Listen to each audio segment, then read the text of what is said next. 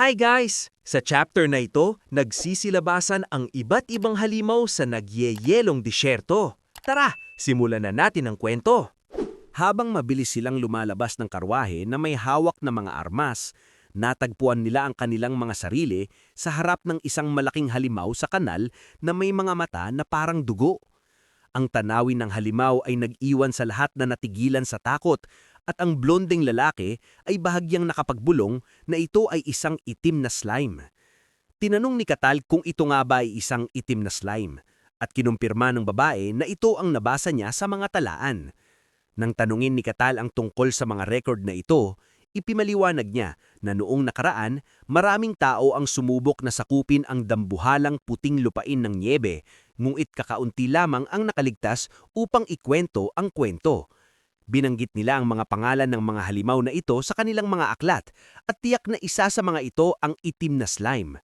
Pagkatapos, tinanong ng ating asul na buhok na ginang si Katal kung alam niya ang tungkol sa halimaw. Sagot niya na may masayang ngiti na sila ay medyo malambot at masarap na sapat upang maging isang kagat ng kasiyahan.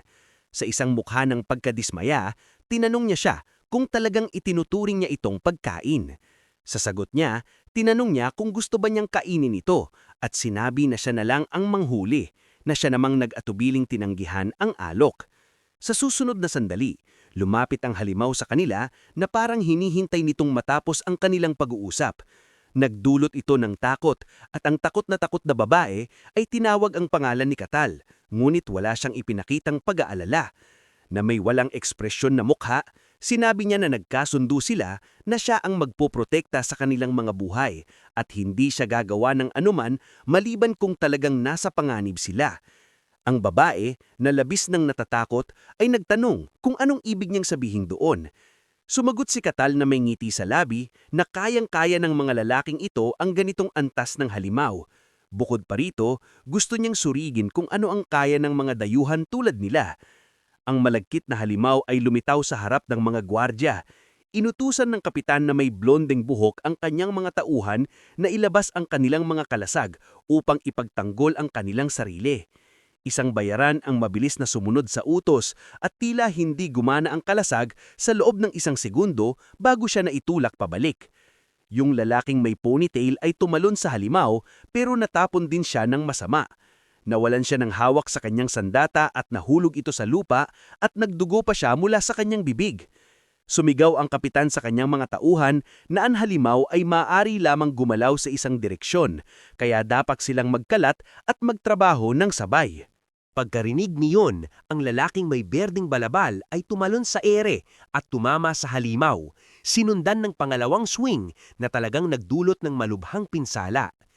Nakita ng kapitan na humihina ang halimaw, kaya't muling sinugod ito ng kanyang espada at inutusan ng mga kasama na hanapin ang core nito dahil wala namang epekto ang mga maliliit na atake sa halimaw. Sa sunod-sunod na maraming atake, sa wakas ay nahanap nila ang kanyang core at isang nakamamatay na suntok ang nagwasak dito, na nagdulot dito na dumaloy na parang putik. Sa simula'y nagulat, ngunit kalaunang ay napagtanto ng mga gwardya na nanalo sila at ipinagdiwang ang kanilang unang tagumpay sa malamig na disyerto. Ang tagumpay ay nagpapasaya kay Melena, ngunit bago pa sila makapagpahima at makahinga ng maluwag, biglang may lumabas na puting oso sa harap ng karwahe. May isa sa kanila na sumigaw na itutok ang atake sa leeg nito. Bilang tugon, sabay-sabay nilang inatake ang leeg nito at tinapos ito.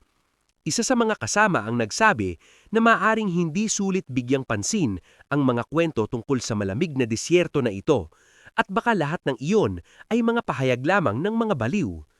Pinatahimik sila ng lider sa isang matigas na boses, sinasabing huwag silang maging ganoon ka-imbesil at kailangan pa nilang lumipat ng higit sa kalahati upang makarating sa kanilang destinasyon. Ang lalaking may berdeng kapote ay may pag-aalinlangan sa kakayahan ni Katal. Tinatanong kung talagang ganoon siya kalakas dahil lahat ng iyon ay mga kwentong nabanggit lamang ng mga emperador at alamat. Ayon sa kanya, ginagamit lang ni Katal ang mga ito at sa tingin niya, kung wala ng iba, dapat nilang makita kung ano ang kaya niyang gawin. Habang pinag-uusapan nila ito, Ang babaeng may asul na buhok ay mausisang nakikinig sa kanilang usapan at tinatanong kung ano ang ibig nilang sabihin sa pagsubok. Lahat ng mga gwardya ay nagtipon-tipon malapit sa kanyang karwahe at humiling sa ginang ng pahintulot na makapagsalita. Ang lalaking may balabal na berde ay nagsabi ng may kumpiyansa na sila ay nag-aabala upang matapos ang kanyang misyon at napipilitang gawin ito. Lumabas si Milena mula sa karwahe at sinabi sa kanila na siya ay nagpapasalamat sa hirap na kanilang pinagdaraanan upang matapos ang misyon na ito. Pinapaalala niya sa kanila na tinupad nila ang kanyang kahilingan na tulungan silang tumawid sa mapanganib na lupain na ito at nanindigan sila sa kanyang tabi nang walang ibang maglakas loob na gawin ito. Ang lalaking may kapote ay muling sumingit sa kanya ng isang tanong. Tinatanong kung karapat-dapat ba si Katal sa ganong VIP na pagtrato dahil wala pa siyang kahit isang laban mula nung sumali sila sa kanila. Sinabi ng babae ng pamilya Akasha na nauunawaan niya kung anong klaseng pagsusuri ang gusto nila mula sa kanya. Tumingin siya ng may duda sa kapitan na nagsasabing wala siyang sinasabi na sinabi na niya sa kanila na wala siyang kapangyarihan.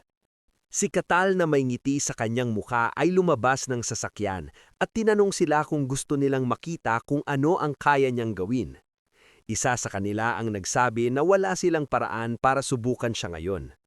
Si Katal, habang lumalabas mula sa karwahe na may malaking katawan na puno ng kalamnan, ay nagsabi na magkakaroon sila na isa pang bisita sa lalong madaling panahon. Maya-maya, isang madilim na anino na may maliwanag na mga mata ang lumitaw sa likuran nila, na may tinig na umaabot na sasabihin na magkakaroon ito ng busog na tiyan ngayon sa masarap na mga mahihinang mortal. Nang lumingon ang mga tagadala, nakita nila ang isang malaking ahas na may pulang mata, na kinatatakutan sila sa matutulis nitong ngipin at mahabang dila na nakabitin mula sa bukas nitong bibig. Binigyan sila ng babala ng ahas na lumaban sila hanggat makakaya nila dahil magiging mas masarap sila para dito.